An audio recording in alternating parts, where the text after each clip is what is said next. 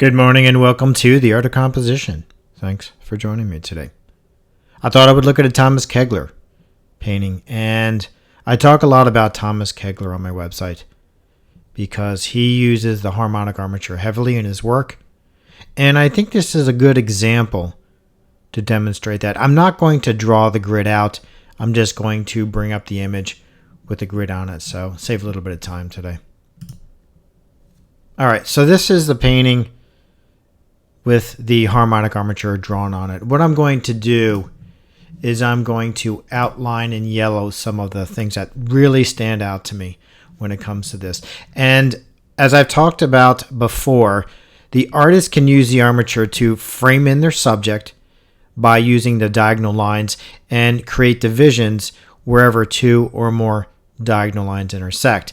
And let me show you what I mean by that. You can tell that Thomas is framing in elements using the armature, the diagonal lines of the armature, to frame in his subject.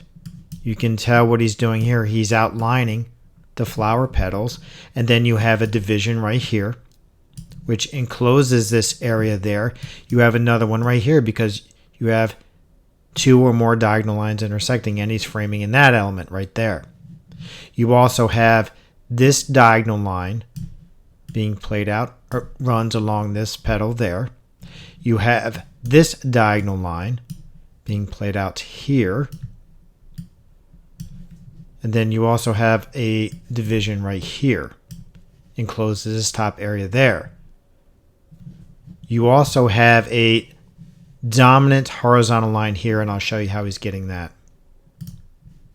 If I drop a vertical right here, where this series of diagonal lines intersect, it lines up with this petal here, with the jar, and then I can drop a horizontal line right here, which encloses the bottom of that.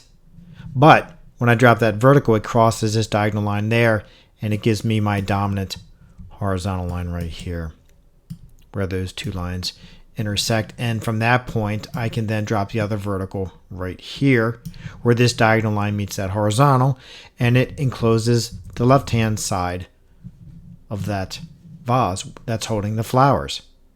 You have this diagonal line being played out here as well. So it's really obvious what's going on here.